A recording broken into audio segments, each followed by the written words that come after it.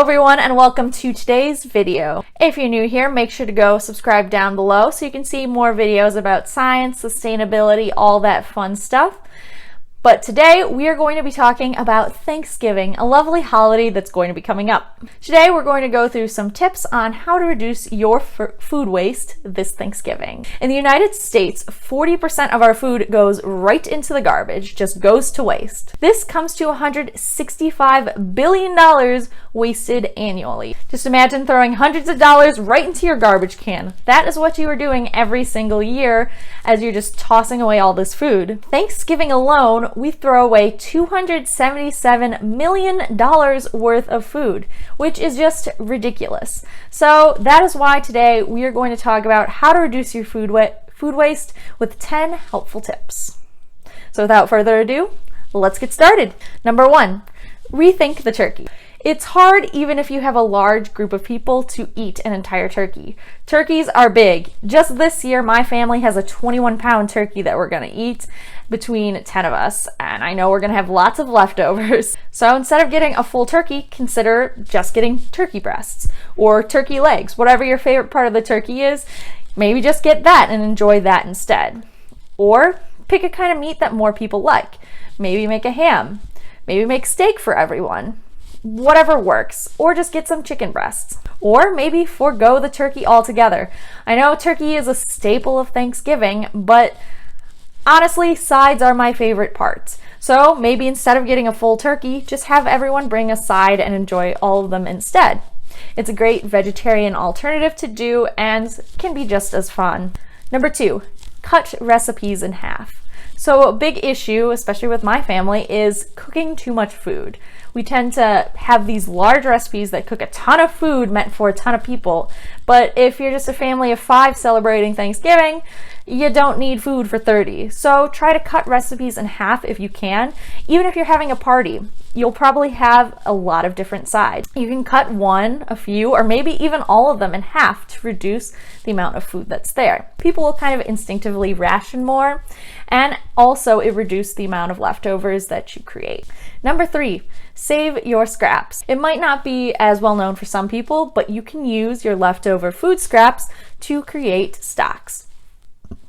Save your turkey bones to create a chicken stock, and you can save trimmings from your potatoes, other veggies and stuff, and use that to make a vegetable stock.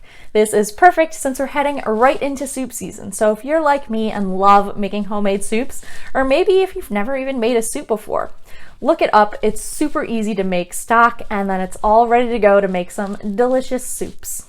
Ditch the extra courses. So this is another hard one. I know my favorite part of a party is eating all the delicious appetizers. But if you do appetizers plus a giant turkey dinner and then a whole bunch of pies and cakes and all that for dessert, you're not going to be able to eat it all. There's going to be tons of leftovers. So maybe cut out appetizers or cut it down to just maybe a veggie tray and that's it. Or maybe cut back on desserts and maybe only bring one pie, or just bring a plate of cookies and call it at that instead of tons of different kinds of desserts. It's cheaper, easier, and will reduce the amount of food that goes to waste. Number 5, buy ugly. So if you did not know, a lot of the food in grocery stores actually gets thrown out because it does not look a certain way. Some grocery stores will still sell that ugly fruit and vegetables to you, and there are also different stores and organizations that reclaim that ugly food and then sells it back to the public. This is usually cheaper than the pretty fruits and vegetables you see in the grocery store. So it is a great way to save money and reduce the amount of veggies and fruit that are being thrown out just because of the way it looks.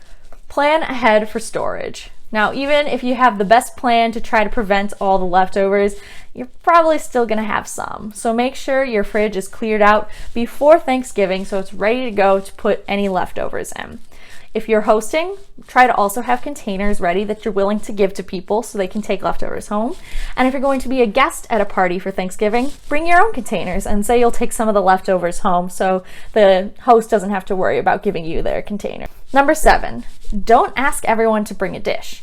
If you are hosting, instead of asking Joey to bring potatoes and Sally to bring the green bean casserole, try to make the dishes yourself and maybe ask 1 or 2 people to bring some side dishes to kind of reduce the number of side dishes, main entree, all that you have. You really don't need 10 green bean casseroles and 12 different pies. Just have one person bring a pie, one person bring a side, maybe one other person bring another side. And for anyone else that is coming, see if they're willing to help set the table, or if they're willing to do dishes and help clean up afterwards, rather than bringing a food dish. And the same goes if you are going to be a guest at someone's house for Thanksgiving.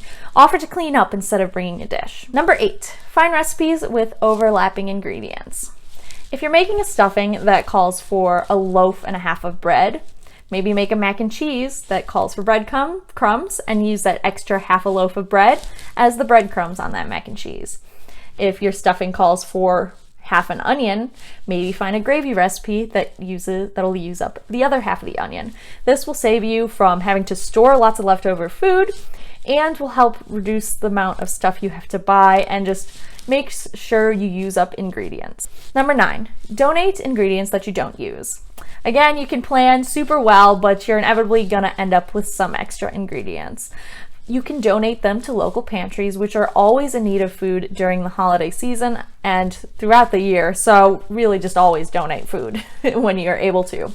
If your local shelter will not take the fresh produce, another lesser known great place to donate food is actually your local firehouse. Firefighters love to take food donations because they have to live at the firehouse and make their own food. So if you have leftovers, don't be shy about sharing it with them because I'm sure they'll be happy to take it. Finally, number 10, get creative with your leftovers. Make turkey sandwiches, make a Thanksgiving pizza, make potato pancakes. I even saw a recipe of how to make stuffing into waffles. There are tons of recipes online, some really fun, funky ones to try that really get creative with your Thanksgiving leftovers. There are so many to the point where you won't get bored with the food. So that's one of the big issues with leftovers. It starts to get boring eating turkey and potatoes every day.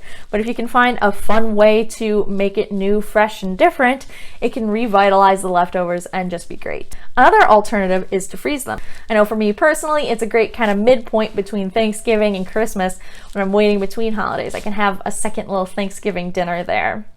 Or if you freeze them really well, you can get it to last to January or February, and then it becomes a little post-holiday blues snack to get you back into the holiday spirit. And that is all the time I have for today. That is all 10 of my tips. I hope you'll take the time to consider them and maybe try to implement some of them into your Thanksgiving this year, or maybe other holidays, because this is not the only holiday where people tend to make a big feast and create lots of food waste. Just all these great things to keep in mind as we go into this fabulous holiday season. I hope you enjoyed today's video, and if you did, make sure to leave a like down below so I know. And if you'd like to, you can also subscribe to the channel and join the journey to living more sustainably. You can see more top videos like this, as well as different videos just explaining different topics about sustainability, science, climate change, all that fun stuff. If you'd like to keep up on my own journey to living more sustainably, you can follow me on Facebook, Instagram, and Twitter, which are all linked in the description down below. Thank you so much for watching. I hope all of you have an amazing holiday season, and I'll see you guys next time.